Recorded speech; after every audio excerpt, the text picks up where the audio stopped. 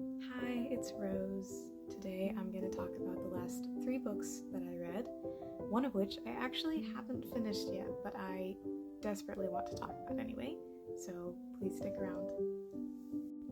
I bought all 3 of these books at the same time from the same store, and I have read them in quick succession of each other, which is interesting because that's not usually how it goes when I buy new books. So I'm going to be talking about them now, and the first up is Leia, Princess of Alderaan by Claudia Gray. This is an official Star Wars novel that fits into the Disney canon. It was written as a precursor to, which movie was it? Star Wars The Last Jedi. It introduces Laura Dern's character from that movie as a younger version of herself, first meeting the younger version of Leia. In this book, Leia is 16 years old. She is a member of, I believe it's called the Junior Senate. She is first finding out about the corruption in the Empire and the rebellion, essentially. It's very good. I don't want to give any spoilers. The characters are not as fleshed out as I would have liked them to be. However, the characters that were already fleshed out by the movies, it adds so much to them. There are some great character appearances in here that I didn't really expect to see, and I absolutely enjoyed how it added more world building, which in my opinion, for me, is the best part of Star Wars, and just truly really pretty cover and everything. So definitely read this if you were a fan of Star Wars, and more specifically if you were a fan of Leia, Mon Mothma, Padme, any of the women in Star Wars. The next one we have was 100% an auto buy because I didn't go into the bookstore looking for it, but because it's by this author, of course I had to. This is Gallant by V.E. Schwab. This is my 3rd Schwab book. I absolutely loved the other 2 that I read, which were The Invisible Life of Addie LaRue and The Near Witch. I hope to read as many of her books as I possibly can and decide, maybe if I'll enjoy them all. I don't read multiple books by the same author very often, not for any reason, it just doesn't usually shake out like this, but she is one of my auto-buy authors. I love her. This one was not as good for me as the other 2 that I have read, but I still loved it. Very much sucked me in. It is very slow in the beginning, but then it all pays off in the end. The vibes are immaculate.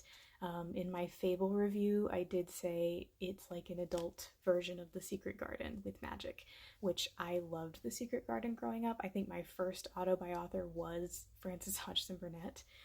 This book is about a girl who is mute, who sees ghouls, aka ghosts. She discovers that she is part of a family tasked with guarding a mysterious, strange, dark land beyond the wall outside of their family manor.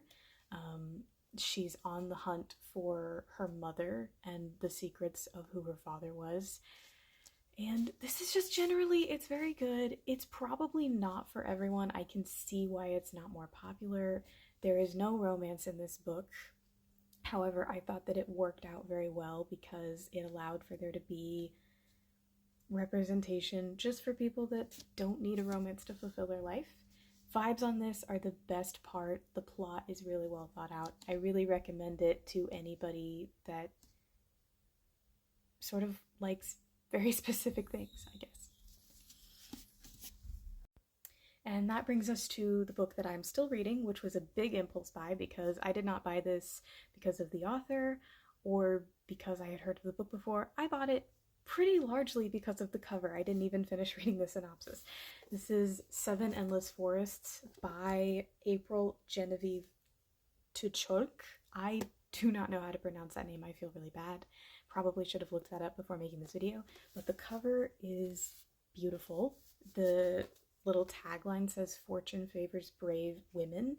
This book is a gender-bent Camelot retelling. I don't want to say King Arthur retelling because I'm not positive that's what it is. I'm not all the way through this yet. I'm about halfway. This is genuinely one of the best books I have read all year. It might end up being one of the best ever. I'm gonna update probably when I finish it. However, the characters are so good. The world building is so good. It's very much like reading Lord of the Rings if Lord of the Rings had way more women in it. But the male characters are also very great, very realistically written. The mythology is tied in really well.